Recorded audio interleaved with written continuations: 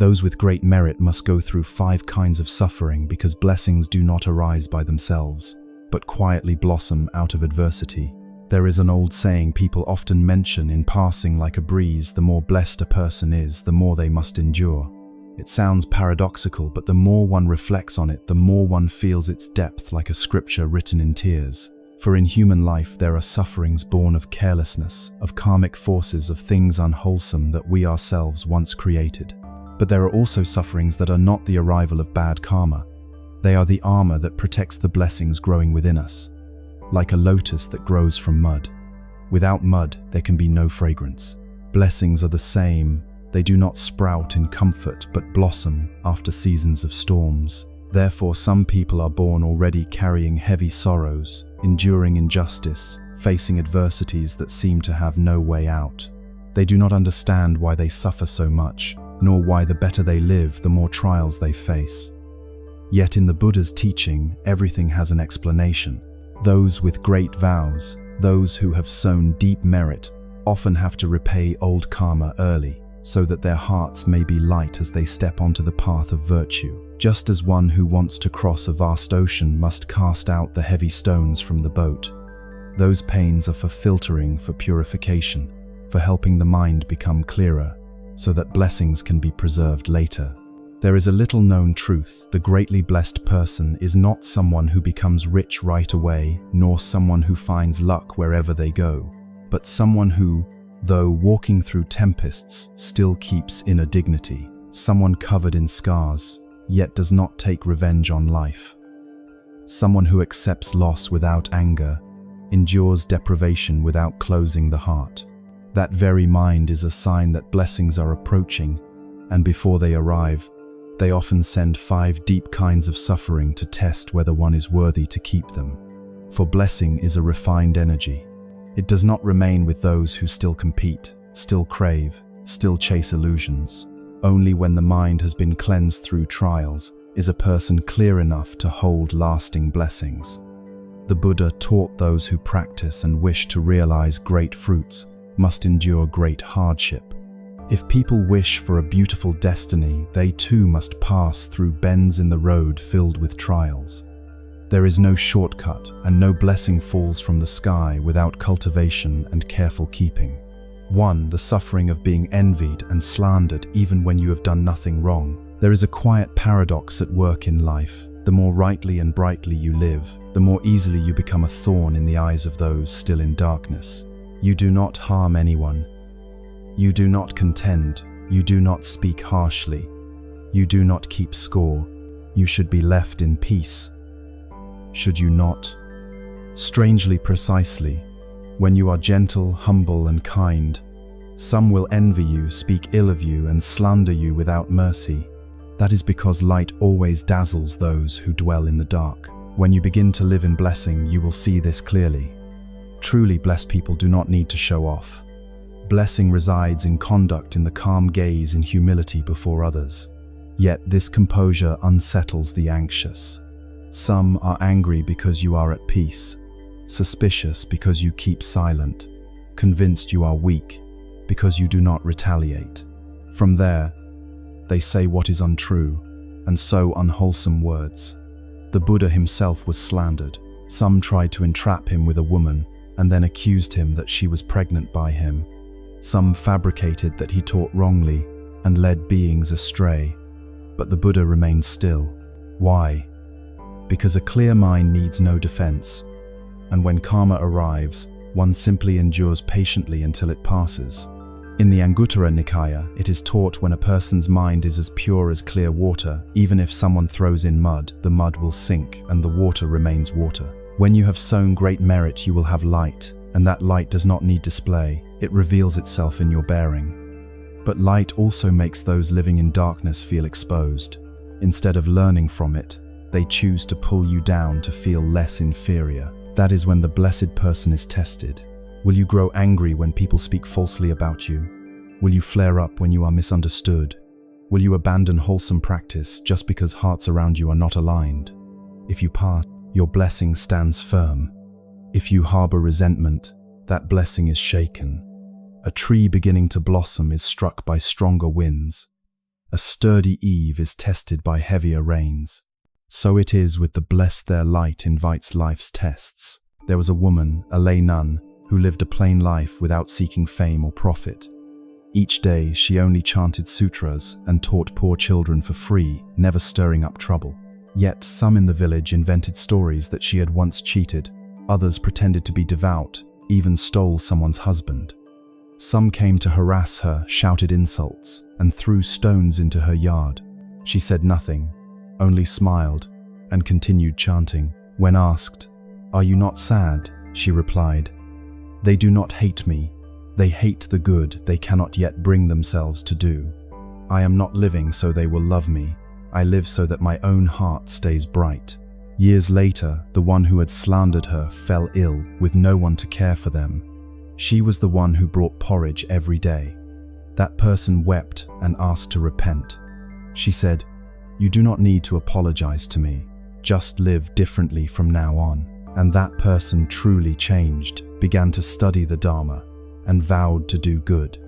Such is the strength of one who keeps blessing amid public scorn.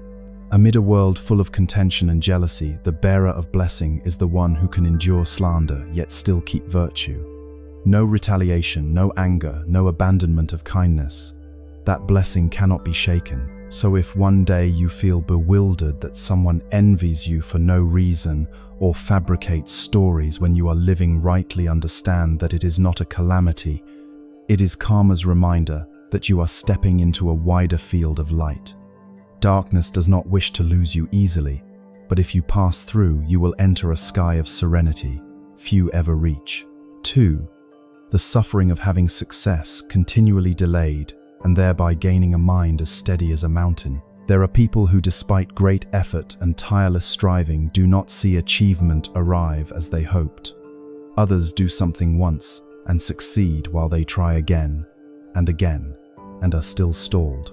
Some study well, are ethical, and live kindly, yet keep failing exams, struggle in business, and find plans constantly postponed.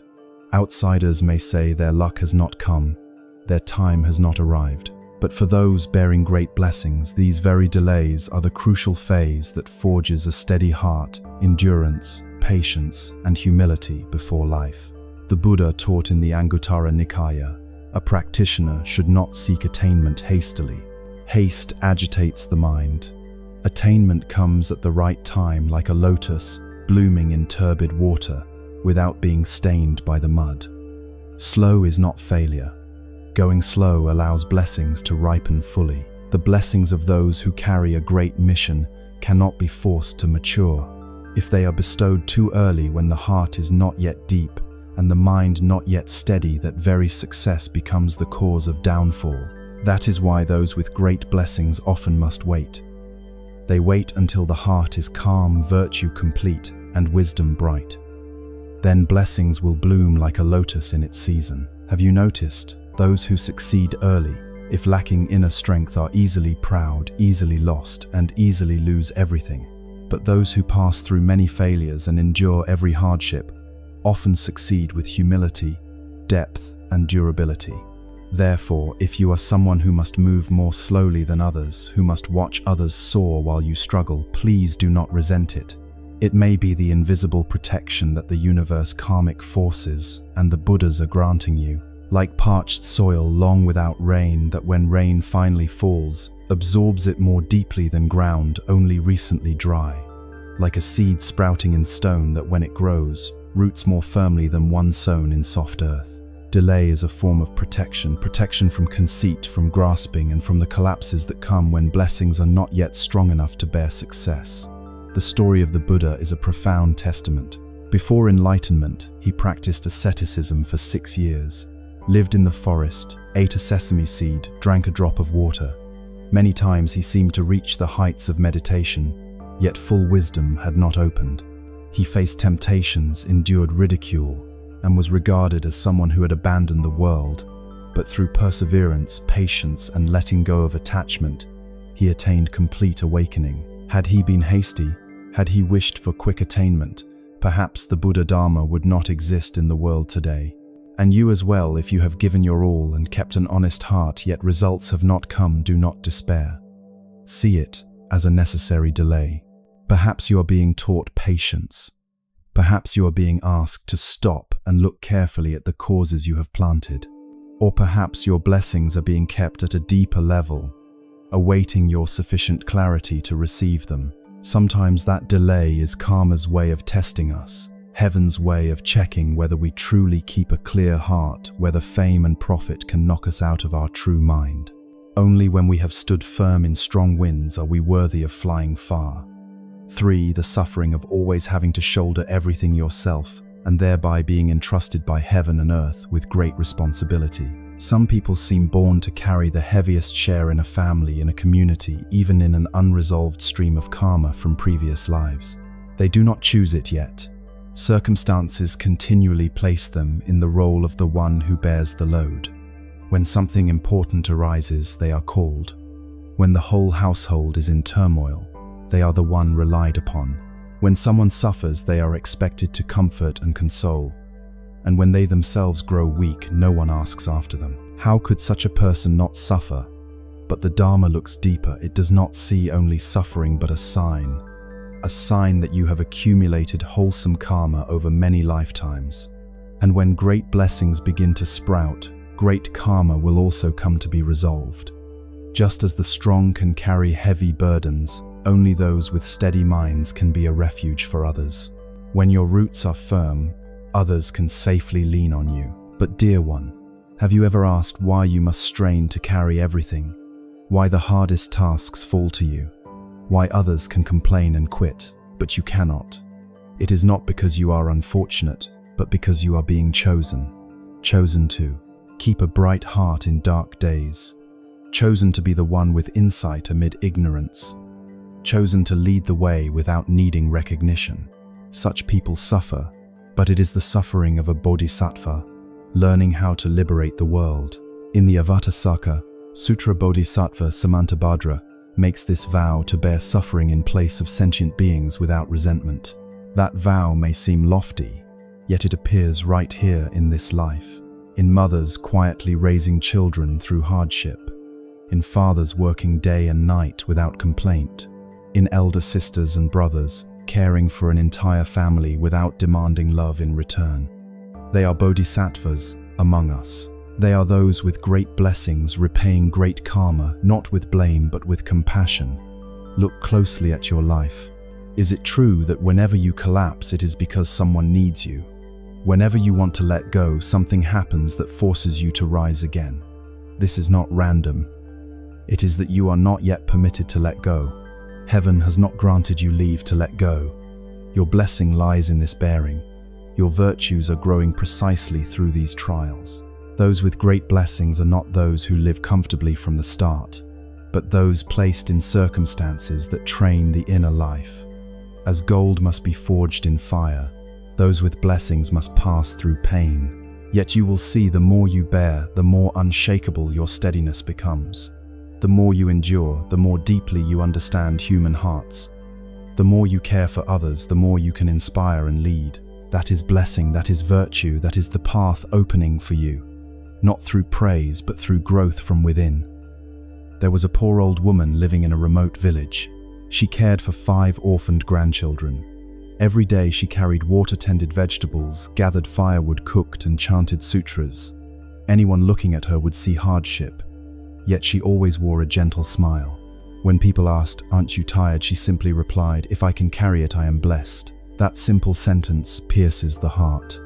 To be able to carry is to be blessed, because being able to carry means you have not collapsed, have not been defeated by karma, because being able to carry means there is still a chance to resolve things for yourself and your loved ones.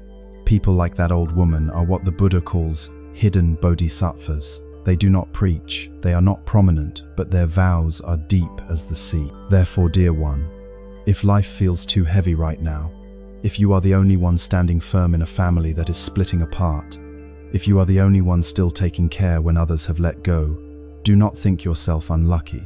Know that you are being given a great responsibility, and that responsibility will become the path that leads you to immeasurable blessings.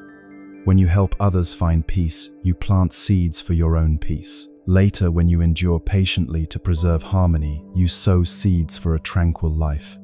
When you tidy the mess left behind, you are purifying your own karma. Nothing is wasted. No burden is meaningless if it is carried with a wholesome heart. Those with great blessings do not wait for others to be grateful. They act because they know it is the right path. And then one day, when you no longer blame and no longer feel weighed down, even bearing the load becomes joy. Then you will understand it was never that you were forced to carry it, but that you were invited to do the finest thing a human can do, to become a place of refuge for others and a place of peace for yourself. One with great blessings is one who passes through all trials without hardening the heart, who endures without turning to resentment, who serves the world without needing the world's repayment. And if you are living this way, then congratulations, you are walking the path of a bodhisattva in this human realm. For being misunderstood and hurt by the very people you love most.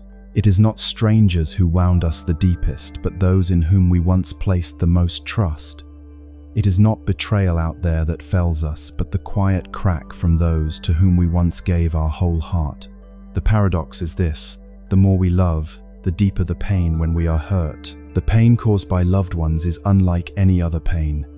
It pierces the heart and makes us doubt our own worth. Someone once asked the Buddha why good people are often misunderstood by their own family. The Buddha simply smiled and said, "Because that person is repaying old karma. In the past, we too have hurt those we loved. Perhaps not in this life, but in countless past lives. We ourselves caused pain to our kin, abandoned them, or spoke careless words that cut to the bone. Now the fruit returns in another form. This is when we truly love someone, yet they do not believe it. We give our all for them, yet they answer with cold, indifferent, even suspicious words. We fall into a dark place, a place of doubt, loneliness, and the feeling of not being understood. Yet in that very darkness, if we can keep a heart free of resentment, the first light of blessing begins to appear. It is the light of patience, not from fear, but from understanding. We understand that when others hurt us, they are planting a seed. When we receive hurt without hatred, we are cutting away a portion of old karma. Each time we are misunderstood, yet keep our goodness, we take one more step toward peace. A greatly blessed person is not one who is loved by the whole world, but one who keeps love even when the world misunderstands. The Buddha taught resentment does not extinguish resentment. Only compassion can extinguish hatred. The greatest compassion is compassion for our own family. It is not letting a single sentence make us lose a wholesome heart. It is not letting a hurtful word push us into revenge. It is loving them still, even when rejected, as if they were a lost child wandering in their own ignorance. If you are being misunderstood by your family, if you are being hurt by those you love, remember that you are standing before the threshold of a great blessing and you are free to choose. You can enter with hatred, or you can pass through with a kind heart. If you choose, the second blessings will blossom from there. 5. Suffering because of loss, the things once considered everything. In life, there are things we once thought would last forever: a person, a house, a job, a dream, a season of love. Sometimes we trade our youth to keep them. Sometimes we build for a lifetime only to look back one day with empty hands. On the very day we lose what once meant everything, it feels as if our roots have been torn from the ground. We fall into a void, we panic, and we think we cannot go on. Yet time passes and we still live, but in a different way, quieter and clearer, no longer gripping anything too tightly. From that change, blessings begin to bud. Loss is one of the most powerful practices, not a practice of outward form, but of a bare, honest heart. Each time we lose, we learn again the word let go. Each time we let go, we open a door for something new to enter. Only after losing much does letting go cease to be theory. A lay devotee once asked an old monk, "I have lost house and status and loved ones and even my faith. What do I have left?" The monk looked at him for a long time, then pointed to his heart and said, "You still have yourself, and now is the time to begin living truly." To live truly is to live without depending on externals. To live without being defined by role, title, position, or wealth. To live without leaning on anyone to feel worthy. This becomes possible only when we have known loss. One who has never lost, never fallen to the bottom, never been emptied out, cannot understand inner strength. Therefore, those with great blessings often pass through great losses. They lose reputation to release pride. They lose money to see the true worth of kindness. They lose a beloved in order to relearn how to love themselves. They lose every old support so they can find the real refuge, which is not in the world outside, but in the heart. The Samyutta Nikaya records, the more one clings, the more one worries. The more one lets go, the lighter one becomes. Loss is how the Dharma trains our hearts through adverse conditions, not to punish, but to help us see what cannot be lost. Bodies age, fame fades, wealth disperses. Only a mind free of attachment remains, and that mind is the root of blessing. An old story tells of a man who spent a lifetime building a great fortune. By middle age, through one deception, he lost everything. In a single night, he was penniless. His wife left friends, turned away, and his children blamed him. He was about to end his life. On the way, he saw a blind old man feeling his way forward, step by step, a small bowl trembling in his hand as he begged, yet his face was serene. The man sat down and asked, "How can you live like this and still be happy?" The old man smiled, "I have nothing to lose, so I have nothing to grieve." The words struck him like a beam of light. He went home and began practicing the Dharma day by day, no longer bound by the past, reciting the Buddha's name and doing good. 10 years later, he could not only support himself, but he had also established a charitable home for hundreds of orphans. He himself taught the Dharma to those in despair. Loss, it turned out, was the opening to another life. A person with great blessings is not someone who keeps everything forever. It is someone who, after losing everything, still keeps the heart. What remains after loss is what is true. What we have today, if it has never been tested by loss, may be illusion. If you are in a season of loss, do not resent it. Step back, take a deep breath, and look at life with new eyes. Ask your heart what in you still remains. You will see that the light has never gone out. You simply were not yet clear enough to see it. These 5 kinds of suffering may look like misfortune, yet they are favorable conditions. No one with great blessings passes through life lightly. No one is granted steady peace who has not once opened their heart in pain.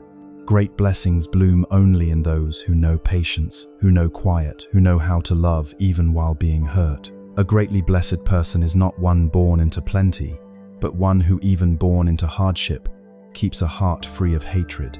A greatly blessed person is not one who has never known loss, but one who after loss remains warm enough to love life.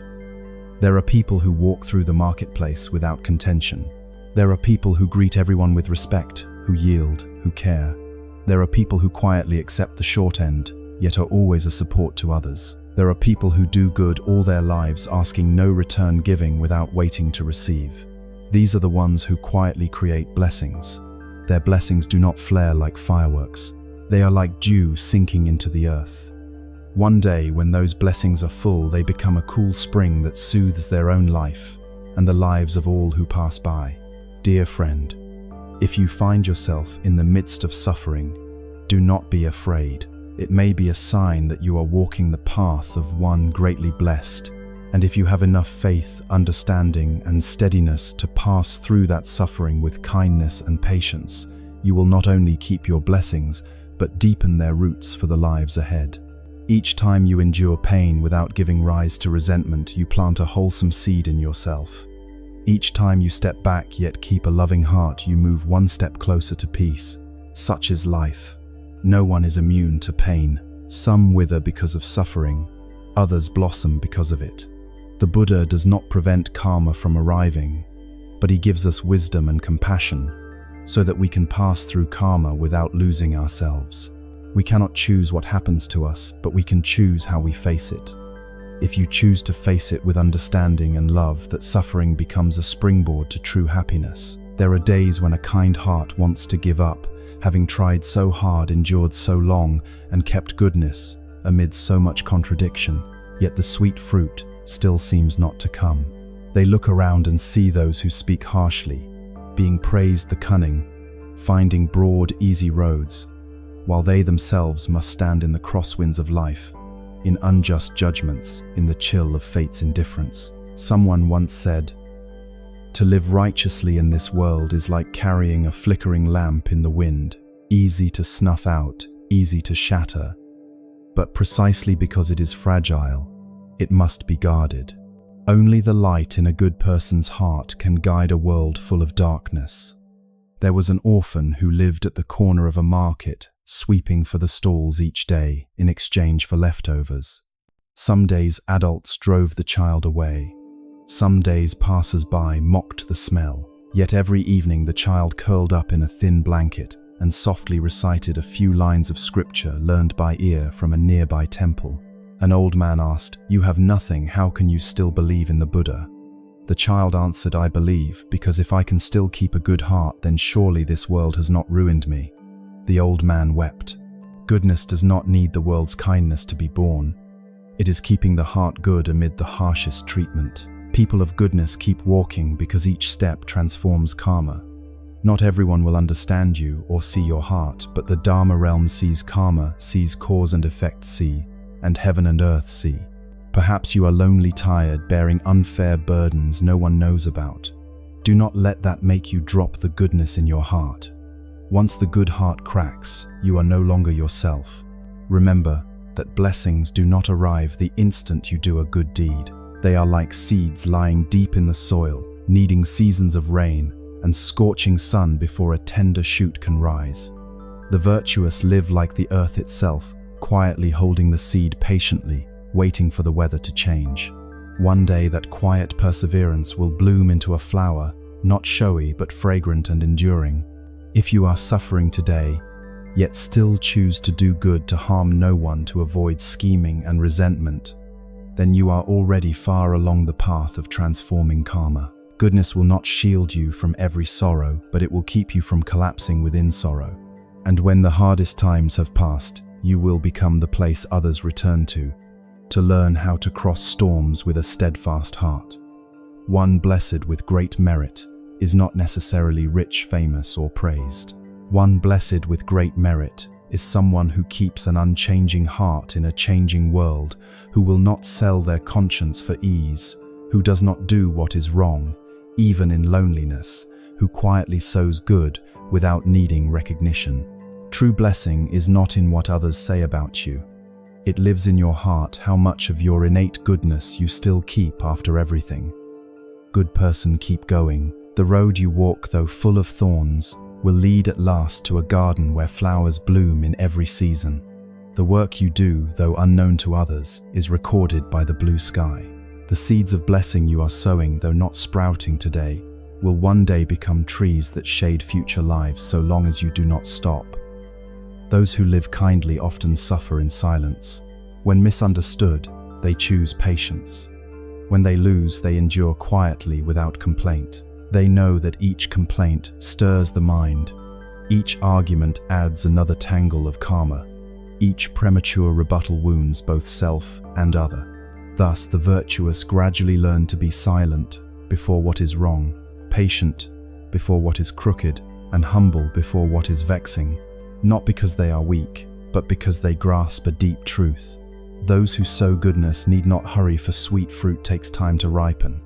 People often fear losing out, being forgotten, doing good unseen. But those with wisdom do not fear these things, for they know that whatever is done from a good heart is recorded by the Dharma realm. Nothing is lost, no virtuous act is in vain. Each time you quietly yield, you purify your own mind. Each time you do not react to wrongdoing, you cut a strand that ties you to that person in the cycle of rebirth. Each time you forgive, you dissolve an invisible debt carried across lifetimes. Someone once sat before a Buddha statue and wept all afternoon. "I have lived kindly my whole life. Why does fate keep hurting me?" They told of betrayals, bitter words from loved ones, failures one after another despite effort. They asked if the Buddha heard, if he knew. In that still space there was no reply, only the soft scent of incense and the faint light of an oil lamp. In that moment the heart softened. The questions faded. No answer was needed. In the silence they understood. Suffering is not a sign of error, but the path of one becoming a lotus. The lotus cannot grow in spring air. It must rise from dark mud. And they accepted this. Accepting suffering is not submission. It is the understanding that one is on the right path. Good people have also wanted to stop. Yet each time they think of stopping, they remember the eyes of those who once found their faith in goodness through them. They remember the voice of an elderly mother who chants each night, praying her child keeps a kind heart in a crooked world. They remember the trembling hand of an orphan pressing a small cake into theirs and saying, "You are the first good person I have met." And so they rise again, not because they do not know weariness, but because they understand that if good people fall, who will keep the light for the world? The virtuous keep walking because they are sowers of light. There is no need to be loud, no need to be dazzling, only warm enough for a frozen soul to find life again, only bright enough to guide a lost one back, only steady enough that even if the wind snuffs it out a few times, it never goes out completely. And one day that light will gather into a halo around them. No one sees it but karma sees. No one knows it but blessing knows. Then the time will come when the fruit of merit blossoms, not fast, not slow, but right on time. This life is a temporary realm. All victories and defeats, all struggles for gain pass away. What remains is not the person most praised, but the one who can sit alone with the most tranquil heart. Those who live kindly will be hurt at times, but the hurt is a lesson through which the mind matures. Those who live righteously will at times be isolated, but that isolation is a quiet space where the soul returns to understand itself. Each time this happens, that person steps one level deeper on the path to awakening. No one walks the path of practice without suffering. Suffering is not because fate is unfair, but because it is the way cause and effect cleanse what no longer fits a spiritual path. It may be a once close relationship, a once beautiful dream, a once fierce conviction. If it makes the mind cling and pulls the heart away from mindfulness, the universe will one way or another cause us to lose it. We lose in order to relearn, to learn how not to grasp and still be at ease, how not to need recognition and still live wholeheartedly, how not to need to be loved and still keep self-respect. Those who walk this way are often very lonely, but the loneliness is not frightening, for it is the loneliness of a mind growing up. It is the loneliness of one withdrawing from noise to seek deep peace. It is the loneliness of a person walking at night with a small lamp, knowing that darkness lies ahead, yet also knowing that as long as the lamp is kept, one will not lose the way. There was a man who lived virtuously for 30 years, helping others, keeping precepts, reciting the Buddha's name. In the 31st year he was slandered. He lost his property and friends left. People asked whether he still believed in cause and effect. He smiled and said, "All the more. Cause and effect do not occur the way we want, but the way our mind needs." The very next year, those who harmed him were exposed. He was vindicated, and he not only recovered his honor, but was invited by many to teach the Dharma. He had passed through suffering without resentment, and through loss without leaving the light. He taught not only with words, but with his whole life. The virtuous keep walking, even when life is hard. If they stop, the light will go out. If they turn back, the darkness will swallow them. Each step taken amid suffering is a step of growth. Each stumble is a new lesson. Walk far and deep enough, and you will look back and see that what once felt unjust turned out to be a teacher. What once felt painful turned out to be the Dharma. What once made you want to give up turned out to be what helped you discover your true self. Some who were fallen petals later became sweet fruit. Some who were battered into dust later became lotus stalks, standing firm in the mire. It is not that they are stronger than others, but that they kept a good heart to the end. That goodness is the energy that transforms karma, the foundation that lifts them up the quiet yet most powerful light in this world. If today you are suffering alone and doubtful about your path, remember that you are not alone. Many kind people have walked and are walking this same road. You are walking with them unseen, but sharing the same light. Keep your heart from going dark. Keep your goodness from changing. One day that light will become a sun within your own being. One day you will see that keeping a good heart in a chaotic world is not a disadvantage, but a mission. Not everyone has the inner strength to keep loving when betrayed, to keep compassion when hurt, to keep precepts when tempted, to keep faith in goodness when surrounded by harm. If you can still keep that, you are already the light, with no need to wait for anyone's recognition. At times, the virtuous are not credited, not known by others. Yet the good you do, the wholesome thoughts you maintain, the gentle words you speak, are quietly recorded into the stream of pure karma. The Buddha does not need you to prove anything. Keep living true to your clear heart, and wholesome karma will find its own way to bloom. The Dharma does not teach us to be successful, prominent, or admired. It teaches us to turn back and look into our own mind. That is what truly matters. Some spend a lifetime doing great deeds, yet still suffer because their hearts are full of afflictions. Others live simply without status or wealth, yet at life's end, they smile and depart because their hearts are at peace. Which person do you wish to be? Living kindly is a practice. Keeping a kind heart in hardship is great practice. Keeping self-respect when treated unjustly is the practice of a bodhisattva. Enduring what should not have to be endured, loving those who do not love you, doing good when no one sees you, these are the firmest foundations for blessings to grow. Do not think what you do is small. In Buddhism, every wholesome seed sown will one day bear fruit. The question is whether you have the patience to wait for the harvest season. The Buddha once said that there is no happiness greater than a peaceful heart. In the end, the virtuous do not need much. They do not need repayment, they do not need praise. They need only a quiet place to sit, a simple bowl of rice, a recitation of the Buddha's name, and a light heart. For they know that what is most precious is not out there, but within the purity of their own mind. If you are suffering today, see that suffering as part of your path of practice. If you are lonely, regard it as time to come back to yourself. If you are doubting the road you walk, read the Buddha's words again, then breathe deeply, smile, and step on. You do not need to defeat anyone.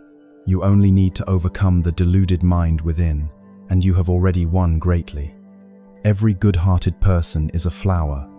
Some have bloomed, some are still in wind and rain. When the time is right, all will give off their fragrance together. Then, thanks to you, this world will become a little gentler, a little safer, a little more hopeful. Human life is a brief journey filled with trials. Everyone who passes through this world carries invisible baggage, old karma, mental tendencies, and unfinished aspirations from countless past lives. A good-hearted person is not one who has never suffered, but one who keeps a kind heart amid suffering. One who has fallen, wept, and despaired, yet never lets go of faith in the light. One who has been misunderstood, treated unjustly, abandoned in the world, yet still chooses love, patience, and quiet perseverance. You are not alone on the path toward goodness. Countless others are walking it with you. They may be silent and speak no lofty words, yet day after day they live decently, quietly sow goodness, and quietly lift others with all their heart. Though the world may whirl, and hearts may change, the light from a good interior still smolders, and one day will illuminate an entire sky. Perhaps you do not yet see good fruit. Perhaps you must strain to endure in the dark amid loss and contradiction. Do not rush to blame life or resent people. Hold your ground a little longer, be a little more patient, a little more compassionate. Trust that every wholesome seed you sow today is recorded by the Dharma realm and protected by cause and effect. No goodness is wasted. No kindness is meaningless.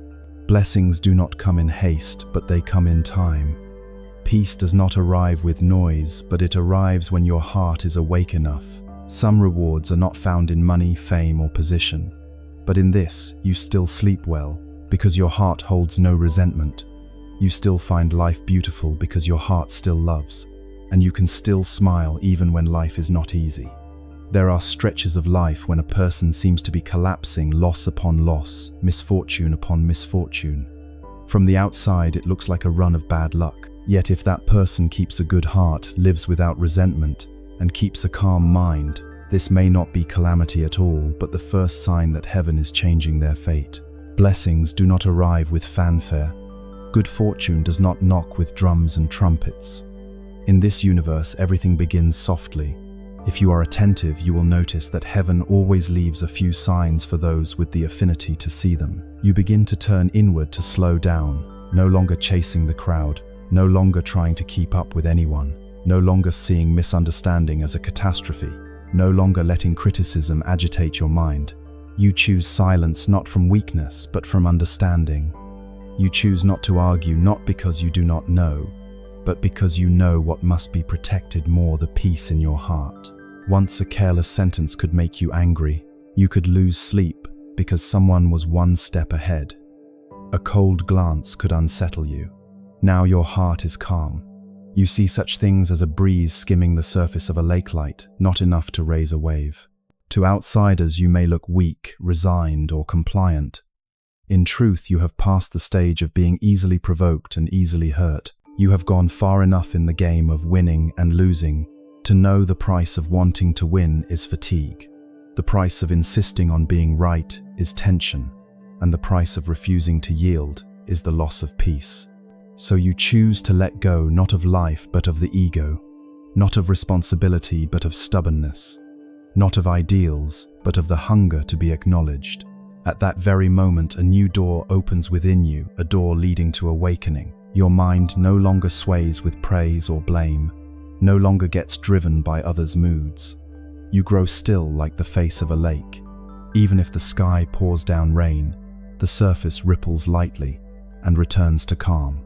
A mature mind does not come from age. It comes from the times you accept losing without being wounded, from being misunderstood without needing to explain, from the moments you could speak but choose silence, because at that time silence is true compassion. This very quiet is the best soil for blessings to sprout. Blessings do not bloom in an angry mind. They do not come to a narrow mind. They will not stay where arrogance lives. Blessings arrive when the heart is soft enough, awake enough, and spacious enough. You do not need anyone to understand you. It is enough that heaven understands. You do not need anyone's approval. It is enough that your heart feels no shame. Live this way, and you need not try to change your fate. Your fate will change by itself when your mind is no longer entangled in the dust of the world. There are times when you do no wrong, yet your work slips out of your hands. No great quarrel occurs, yet someone who was once close chooses to step out of your life. You do not seek change, yet everything around you slowly changes. Habits once familiar grow heavy. Places once dear turn distant. Joys once gripping no longer move your heart. Then you feel yourself drifting from the old shore. Life seems to be pushing you somewhere for which you are not yet ready. You fear loss and do not know what is happening. Look more deeply, and you will see when the soil is preparing for a new season, the gardener must till it. When heaven is preparing to sow blessings again, it will remove from you what is old, obstructive, and no longer needed. A job you stayed with for years that has left you exhausted, spirit-worn, and joyless. Its closing is not a loss, but a chance to do something more fitting. A long relationship that only brought you regret and hurt, leaving it, is not an end, but the beginning of healing. A way of life you once thought would be yours forever that now feels suffocating is also a sign to step into a new way of living. Lighter, clearer, like shedding leaves before spring, like a craftsman dismantling an old wall to rebuild the foundation. When life begins to change its course, there is no warning, no blinding flash, no message from the heavens. Only the old things quietly disappear one by one. If you do not understand, you will cling, you will hurt, you will try to resist that natural current. You will try everything to restore what heaven is helping you to release. The more you hold on, the more you suffer. The tighter you grasp, the more you slip. The more you cling, the more you block the new fortune that is trying to find its way to you. But if you are clear and calm enough to see this turning as a necessary part of the journey, your bewilderment will ease. You will understand that what falls away in silence no longer belongs to you. What is coming needs you to make space to receive it. Just as a tree must shed its leaves to gather sap and bud, again, a person stepping into a new season must sometimes let life strip off the old tight layers. And that falling away does not make you poorer. On the contrary, it is a compassionate clearing. Heaven never takes everything from anyone. It takes only what you no longer need, even if you are not yet brave enough to let it go. Look with new eyes, and you will see the first sign that a new destiny is being sown in your heart. In the past, you may have thought you were successful only with a big house, a luxury car, and a secure career. Only when others admired and praised you did you feel you had worth. Only with much money, many connections, and many supporters did you feel safe. But one day those grand dreams grow distant. You begin to live with yourself again, simple, quiet, with no lavish parties, no compliments, no achievements to flaunt, and no one left to outdo. Then sitting alone with a hot bowl of rice, you feel a strange warmth. An unbroken night's sleep becomes a precious gift. One morning you wake body unharmed, mind untroubled, and you silently join your palms in thanks to heaven and earth. You do not need to do anything great to feel worthy. You do not need anyone's approval to know you are living rightly. You no longer chase anything because you begin to value what you once took for granted. That is when your heart quietly opens, and wherever true gratitude appears, blessings begin to sprout. Gratitude is not merely a feeling, it is the sign of a mind that has matured. The grateful do not compare or demand. They are light because they carry few cravings. When the heart still longs, too much blessings cannot stay. Such a heart is a bottomless vessel. Whatever is poured in flows away. But a grateful heart is like a clean whole cup set open and ready. Blessings need only arrive to remain. Heaven favors those who know sufficiency, not because they live simply, but because they live deeply, deep enough to see the precious in every sip of water, every cool breeze, every beam of morning light. They do not wait to have much before they rejoice. They rejoice because being here, breathing, living, and awakening is already a great fortune. Good fortune does not come to those who always look up and forget to look down. It does not come to those who see only others as better and forget what they themselves have. It comes when you sit down, look into your own heart and smile. I still have parents to visit. I still have legs to walk. I still have eyes to behold the clouds and sky. I still have a heart to love others and to be loved. Such a person may not have anything dazzling yet, but they have stepped into the most fertile ground, the mind clear enough to invite blessings. There were seasons when it felt as if the whole world turned its back. A trusted friend betrayed you, a loved one hurt you, someone you devoted yourself to treated you as a means. You lived decently, yet were misunderstood. You were sincere, yet met with coldness and indifference. You were surrounded by gossip, envy, betrayal, and toxic ties and did not know why. You asked yourself where you had gone wrong, why goodness seemed to meet only misfortune. But when you began to change, not others, but yourself, everything around you began to shift. When you learned to drop resentment, to refrain from answering anger with anger, to forgive, not because they deserve it, but because you seek peace. When you learned stillness, to stop competing, to stop asking for much. When you began to live rightly, not to be praised, but so your heart would no longer be tangled. Then new people appeared. They did not enter your life with noise. A timely greeting, a gentle look when your faith was fading, a casual sentence that touched the depths, a brief meeting that left a coolness like a breeze through the heart. It is not accidental. Nothing is accidental. This is wholesome affinity, bearing fruit, a signal from heaven and earth to a heart that is healing. The more at peace you are, the more peaceful people will find you. The more kindly you live, the more the kind will stop by of their own accord. No invitation and no striving. When the person and the conditions are right, they will stay at the right time. Then you realize when anger remained in you, those who came were there to mirror it. When suffering remained, those who appeared came to teach you about suffering. But when your heart has softened, those who come carry gentle energy. When you live lightly, those who step into your life no longer make it heavy.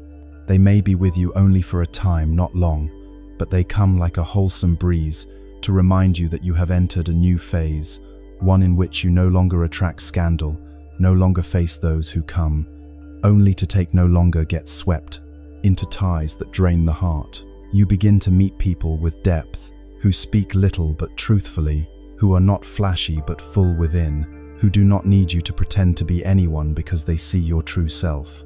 And then you understand that life never takes everything from someone who still keeps a portion of goodness within. The more rightly you live, the more heaven brings the right people to you. Not early, not late, but exactly when you are ready. Once you lived under a constant fear of losing the one you love, fear of losing a stable job, fear of losing the honor you built for years, fear of losing a good image in others' eyes, fear of losing the familiar things you thought you could not live without. That fear was like an invisible cord tying you to everything outside. It made you worry every day when you had something you feared losing it. When you lost it, you tormented yourself, and so you lived in a state that was never truly at peace, until one day, after many times of having what you thought would remain forever taken away, you began to see that nothing is permanent. No one is certain. There is no place eternal enough to cling to. You sat still and realized this. Instead of fearing loss, learn to live, so that when loss comes, there is no regret. Instead of grasping, learn to cherish each moment as if it could disappear at any time. From deep within, you began to let go, not of people or work, but of the insistence that everything must always bend to your will. You still love that person, but no longer cling.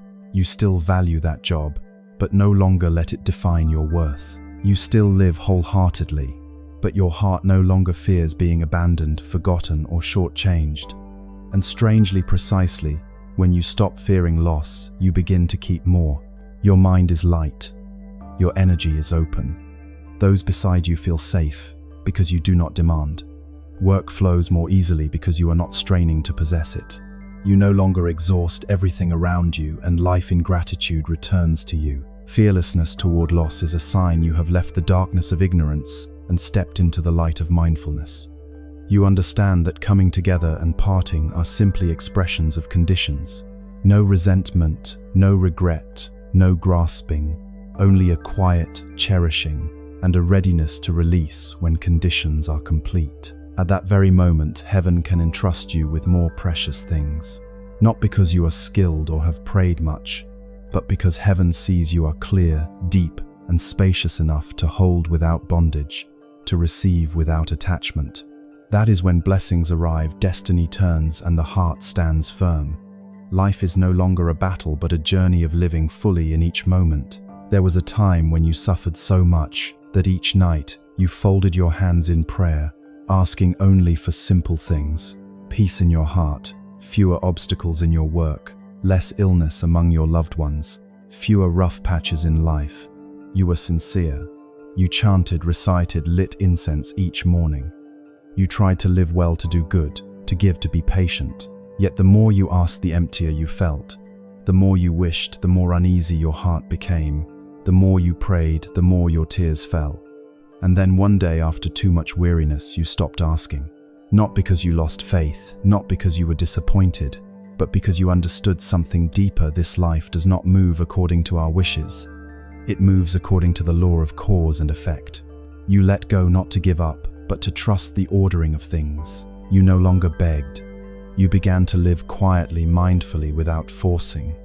You no longer hoped heaven would love you. You began to love yourself and others more. You rose early to sweep the yard and water the plants. You cooked for your parents. You listened to people with a grateful heart. You lived straight without schemes. You chose goodness not to seek merit, but because it is the way to live without shame. Strangely, from that moment, everything began to change silently, slowly. No more overwhelming upheavals, no more jagged turns that made you weep at night. Life did not suddenly blaze with color, but it flowed evenly like cool water, seeping into the driest places of your soul. The friend you thought had forgotten called to ask after you. The work you had pushed at for so long without result began to show new signs. The things you once craved to the point of desiccation quietly returned, not loudly, not dazzlingly, but softly like rain soaking the earth after a long drought. And you suddenly understood. Blessings do not come because you plead much. Blessings come because you live rightly. Blessings do not arrive when you push. They come when you become a quiet, cool ground where they can rest. Not asking does not mean indifference. Not hoping does not mean apathy. Not clinging does not mean giving up. It means living every second fully doing what should be done, and letting things come and go like winds in favorable season. Right then, your heart has become wide enough, deep enough, and clean enough for the wondrous to draw near. If you find yourself within these signs, do not doubt. Heaven does not knock with a great noise. It quietly opens a narrow beam of light for those alert enough to see. If you have begun to see it, congratulations, your fortune is turning. Your blessings are arriving. Simply continue to live rightly, to live kindly, and to trust in cause and effect. Blessings will not abandon you, and heaven will not let a good heart suffer for long.